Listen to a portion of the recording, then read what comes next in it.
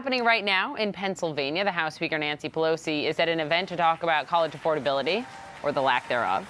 We will see if she says anything about her escalating feud with the president that grows more personal, especially in the last 24 hours. Speaker Pelosi took a shot at the president's mental state, asking for a Trump family intervention. The president shot back, calling her Crazy Nancy and a mess.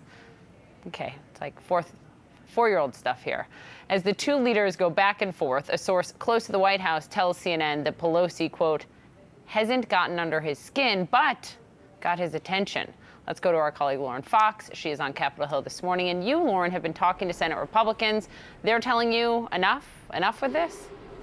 Well, that's right. I think some Senate Republicans understand the president's frustration. They say that Democrats in the House are attacking the president, his family, his finances. Those are all very personal things for the president of the United States. But they also say, you have to rise above and get some work done. But, interestingly, they are also getting a little bit frustrated with the fact that they don't have really a clear legislative agenda. They've been doing a lot of nominees on the floor of the U.S. Senate. They did pass that disaster aid bill yesterday, but it took quite a bit of starts and stops to get a bill that Republicans and Democrats could actually get behind. They say basically because it's divided government, but because Democrats in the House are spending so much time on these investigations, they are having a hard time breaking through with any kind of legislative agenda. There's also, of course, that 2020 election to look forward to. There are a lot of Republicans in the Senate who are up for re-election in tough states there. One Republican senator I talked to said, quote, I'm not sure what our legislative agenda is right now. That person also said that they weren't even sure that you could find a member of the United States Senate who could tell you what that agenda is. Now, some Republicans basically say we would do more if we could, if we had the support of the House of Representatives. But for now, if Democrats are going to block everything and they're going to take up so much time on the floor of the Senate, the best we're going to be able to do is nominees, and they're okay with that. Poppy? All right. Yeah, Lauren Fox, thank you very much. As this feud intensifies, a disturbing new trend is emerging. This is a really big deal. Doctored videos, or so-called sort of deep fakes that look shockingly real. One such video of the House Speaker Nancy Pelosi appearing to slur her speech at an event earlier this week has been made.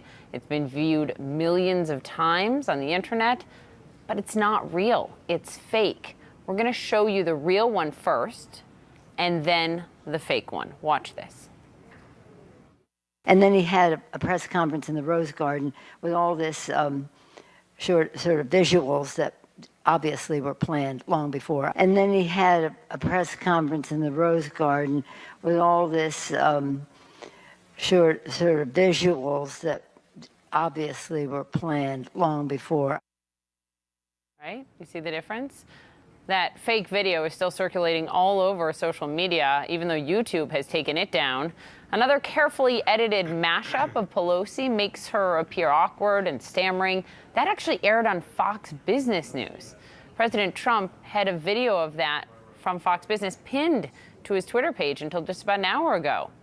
Let's talk about that with Bill Carter, former media reporter of the New York Times. Bill, good to have you here. This is really scary, and this is not going away, and I'm fearful this is going to be all over the 2020 election.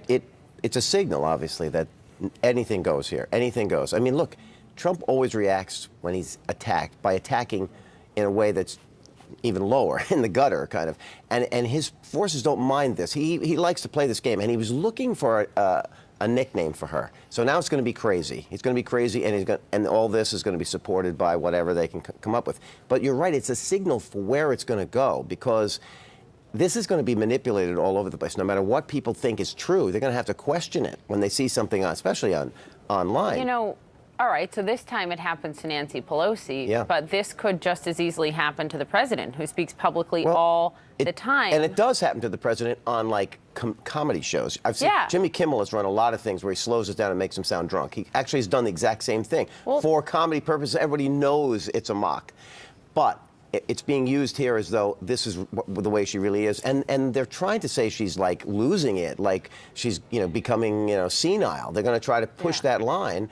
And, it's pretty dirty tactics. It's politics at its worst, And I should note, these videos that we've shown you this morning, they're not the same as deep fakes. But that is a technology that has been used to basically replace someone's face on a different body, and it all looks real. And it's sort of in the same family of issues, I think that social media and technology and the internet are presenting us in 2020 in this election. And in fact, a lot of people are saying this is a very crude example because it's pretty obviously done this way.